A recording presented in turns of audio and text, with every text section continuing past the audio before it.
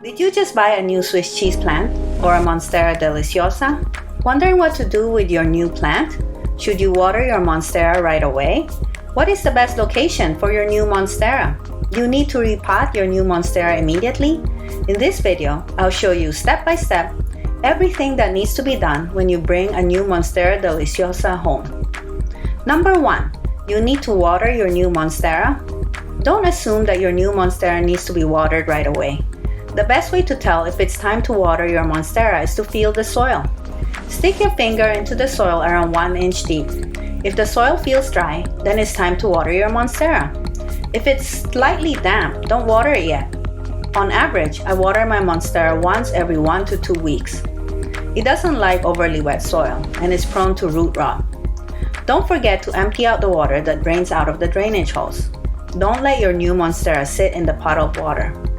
It might get root rot, which is fatal for your Monstera.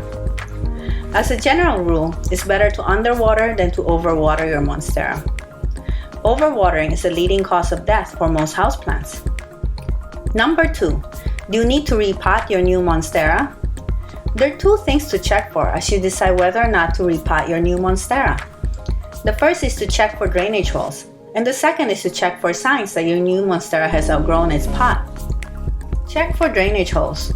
First, check and see if there are drainage holes at the bottom of the pot of your new Monstera. Some plants are in pots that look like it has no drainage holes, but there's actually a grow pot underneath with drainage holes. Take a closer look at the pot that your new Monstera is in. Is there a grow pot underneath with drainage holes? If there are no drainage holes, then you need to repot your Monstera immediately because you don't want your new Monstera to sit in soggy soil, which can cause root rot. My new Monstera is planted in a grow pot with drainage holes. I'm leaving my Monstera in this pot for now. It's best to leave your new Monstera plant in its current pot while it's getting used to its new home. There's no need to rush to repot. Wait a few weeks before repotting.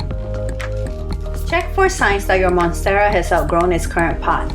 Take a look at the drainage holes.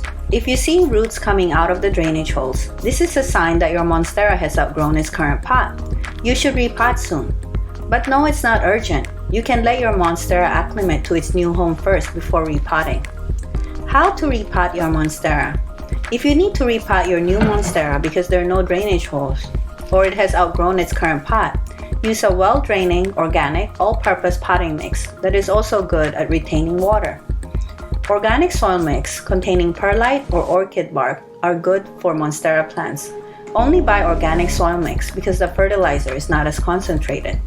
Non-organic soil should really only be used for outdoor plants. Check out my video on how to repot Monstera deliciosa. Number 3. Where should you place your new Monstera? There are several factors to consider when deciding where to place your new Monstera. Light, whether or not you have pets, whether or not you have small children, temperature, humidity, and draft. Light. In the wild, Monstera lives under tree canopies in the tropical rainforest. However, that doesn't mean you can put your Monstera in a dark spot with little light. Your Monstera will grow best in a bright location with indirect sunlight. The best spot for your Monstera plant is to place it in front of a north-facing window. If you don't have a north-facing window, filter direct sunlight with curtains. Be careful with direct sunlight. It can get sunburned. If your Monstera is not getting enough consistent sunlight, you'll start to notice that the leaves are not splitting. I have my Monstera in front of an east-facing window, and it's pretty happy there. Pets and small children. If you have dogs, cats, or small children, you should keep your Monstera away from them. Your Monstera is toxic to humans and pets. Don't let children or pets chew on the leaves of the Monstera plant because it contains calcium oxalate crystals. The crystals can cause your lips to swell.